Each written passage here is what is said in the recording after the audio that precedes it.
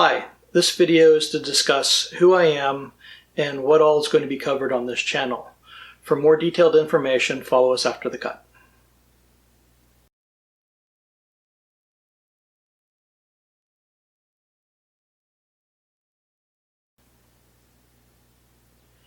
In the SCA, I'm known as Sigurd Ericsson. What's the SCA? The SCA is the Society for Creative Anachronism. It can be found at sca.org. I have a link below that you can follow to find out more detailed information as to what the SCA is and what it's about. I've been doing the medieval thing since 1980, from LARPs all the way through to living history. I've been in the SCA predominantly for the last 34 years. I have a wide range of interests. During my time with living history, I needed to do a little bit of everything. So not only do I just do armor, but I do shoes, clothing, dress accessories, jewelry, spurs, weapons, woodworking, leatherwork. So I have a broad background of things that I do. This channel is intended to be a vehicle to transfer some of that knowledge that I've gained over the last 40 years into being able to pass it on to the next generation.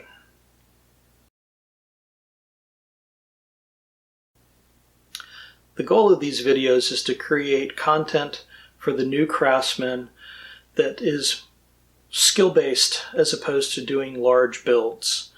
I feel that a lot of the people currently making videos for large builds are either cramming the skill into the video or just glossing over it completely.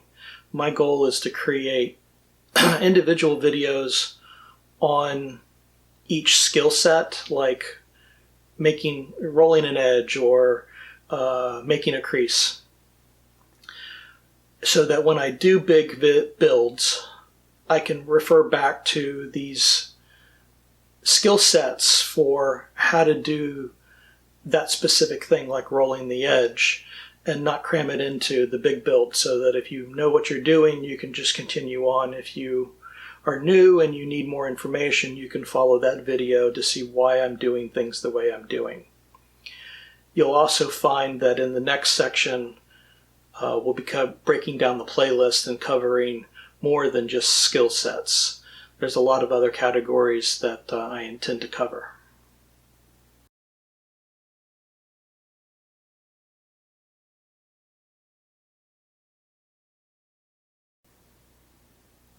The first round of playlists that we're going to be covering are skills. These are going to be the small videos on specific skill sets needed, like rolling an edge, doing the crease, riveting, cutting, polishing, those types of things. The next, probably most popular, is going to be Tool Talk. That's going to be covering tools that I use in the shop, what all I have, the tools that I've made, how to make them, when I get new tools, doing tech reviews on here's a new tool, do I like it, do I not like it, that type of thing. General category is going to be going over just general research, why I do things the way I do, pricing, how to price your work, those types of things. Then there'll be a research and review.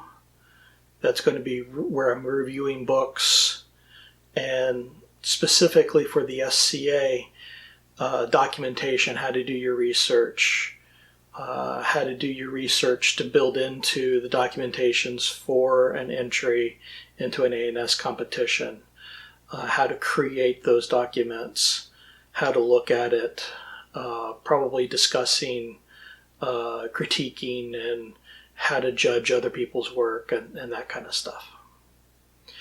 We'll also be creating playlists as we go, as we get into the bigger builds. So some of the armor that's coming up, I've got projects for a Cherbourg harness. So those will be broken down into their own playlist. I'll be covering casting when I get into doing spurs and some of the other leather work and other things that I do. Those will all be broken out into individual playlists. So you look on the channel and you'll find the different playlists.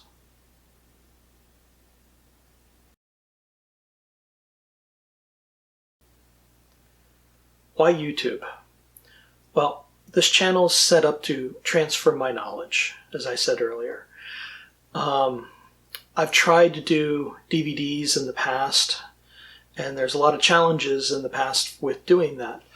Creating 2-hour videos, the tools, the tech, the skills needed, really needed to have access to professionals to be able to do that, and I just didn't have access to those.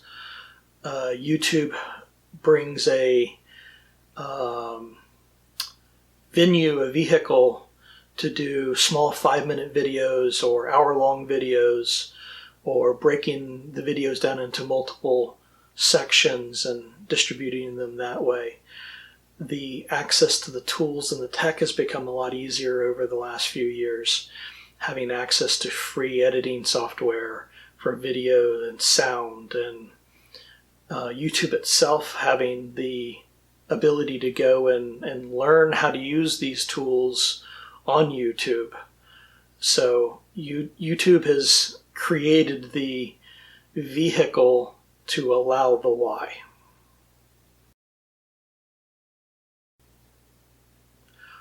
Why now? This is starting during the COVID thing. It's been a wake-up call, as well as I had an injury, dislocated my shoulder a couple years ago. Spent the last year recovering from rotator cuff surgery, and just my advancing age is showing that I might not have much more time left that my body will allow me to do these types of things. So the sooner I can get it on video, the better off. As a Laurel, it's part of my job is to pass on my knowledge, teach the next generation. In the past, I've had students that were willing to come to my shop to learn. I have moved into the middle of nowhere, so it makes it a little more difficult for people to show up and learn in person. And frankly, the newer generation just learns differently. Videos are very much a part of their generation. I'm struggling with talking in front of a camera, so you all are going to have to bear with me as I'm learning this portion.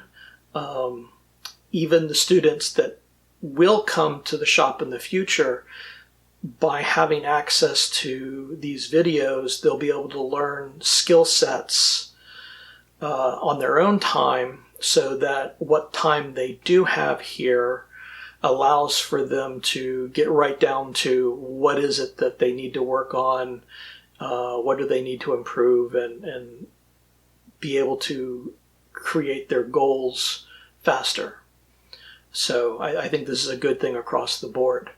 When I started, I had to make arrangements to fly to Milwaukee to learn from a teacher there, and spread that out over a couple weeks, spread over 3 years. So that, and then the communication, this was in the 80s, so my ability to communicate with him was over the phone. When I ran into a problem, we had to talk it out over the phone.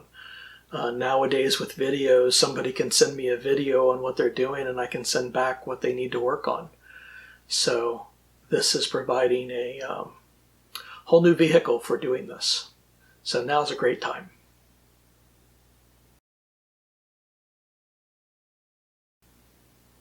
I hope that you think this looks like something that you're going to be interested in and following more of my videos with. While doing that, please bear with me.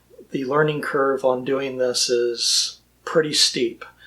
Having to learn how to talk in front of a camera, to creating the scripts, to editing the software, learning how to publish, learning all the back-end stuff is pretty overwhelming to start with. So hopefully the videos will get better over time, and hopefully you'll be following and see how they progress. If you like what you're seeing, click like. If you want to see more of my work, please subscribe, and hope that you'll stick around for more of what we're doing.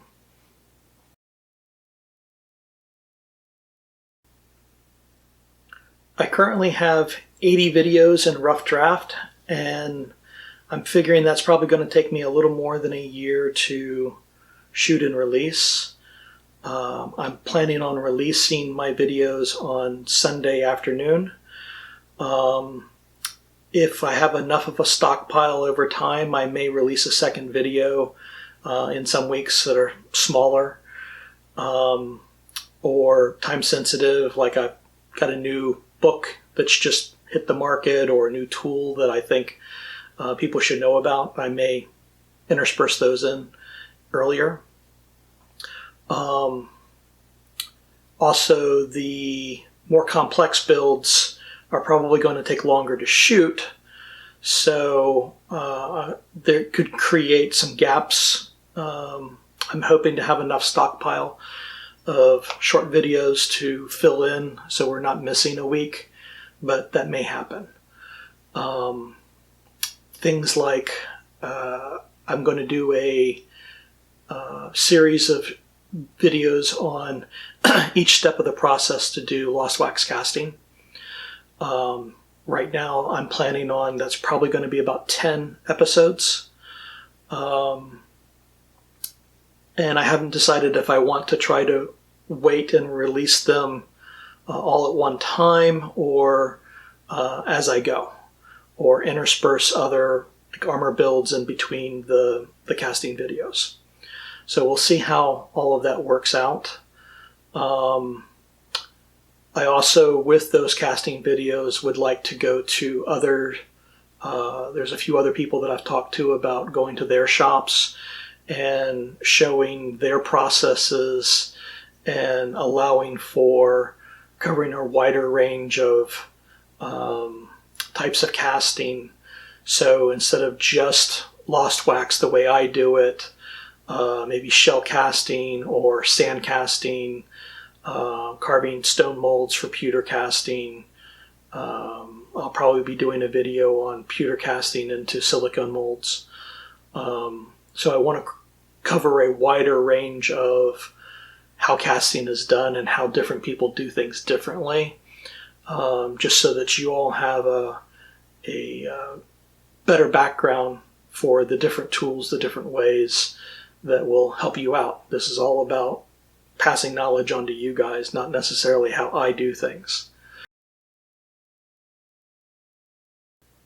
Do you have specific questions or areas of interest that I haven't covered yet? Let me know in the comments below. Are you in the SCA? Do you do living history? Are you in one of the other LARP medieval groups? I'm interested in all of this as to who my viewers are, and that way I can use this information to track for future videos and which direction to take this channel in. So please provide information below.